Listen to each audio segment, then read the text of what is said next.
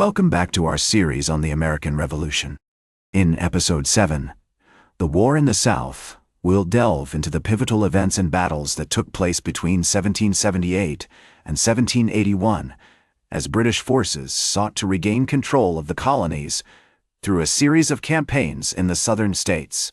The British strategy, known as the Southern Strategy, aimed to exploit the loyalist sentiment in the South, where many colonists remained faithful to the crown. In December 1778, British forces captured Savannah, Georgia, and began to push northwards into the Carolinas. The Continental Army, led by General Benjamin Lincoln, responded by launching a series of counterattacks, including the Battle of Kettle Creek in February 1779, where American forces defeated a large contingent of Loyalist militia. As the war in the South intensified, guerrilla warfare became a hallmark of the conflict. Partisan leaders like Francis Marion, known as the Swamp Fox, and Thomas Sumter led bands of irregular troops in hit-and-run attacks against British forces, disrupting their supply lines and communication networks. These tactics, combined with the harsh terrain and climate of the South, made it difficult for British forces to maintain control over the region. The British also faced challenges from Native American tribes, who had allied themselves with the Americans. The Cherokee, in particular, played a significant role in the war, launching raids against British forces and disrupting their supply lines.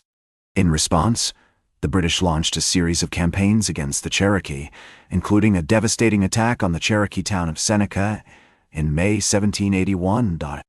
In 1780, British forces, led by General Charles Cornwallis, launched a major campaign to capture Charleston, South Carolina.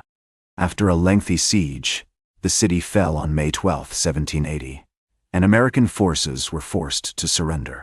However, the British victory was short-lived, as American forces regrouped and launched a series of counterattacks, including the Battle of Camden in August 1780, where they defeated a large British force. The war in the South also saw the rise of prominent military leaders, including General Nathanael Greene, who took command of the Continental Army's Southern Department in December 1780. Greene's strategic leadership and tactical genius helped to turn the tide of the war in the South, as he launched a series of successful campaigns against British forces, including the Battle of Guilford Courthouse in March 1781. The economic impact of the war in the South was also significant, as trade networks were disrupted and agriculture was devastated. The British Navy's blockade of southern ports, combined with the destruction caused by the war, led to widespread shortages and hardship. However, the war also created new opportunities for entrepreneurs and traders, who profited from the chaos and disruption. As we explore this pivotal period in American history, it becomes clear that the war in the South was a complex and multifaceted conflict, marked by guerrilla warfare, partisan leadership, and economic disruption. The British Southern Strategy ultimately failed to achieve its goals, as American forces, led by skilled leaders like Greene and Marion, were able to adapt and overcome the challenges they faced. That's all for today. Join us next time on History with Herodotus as we continue our series on the American Revolution with Episode 8, Beyond the Battlefield.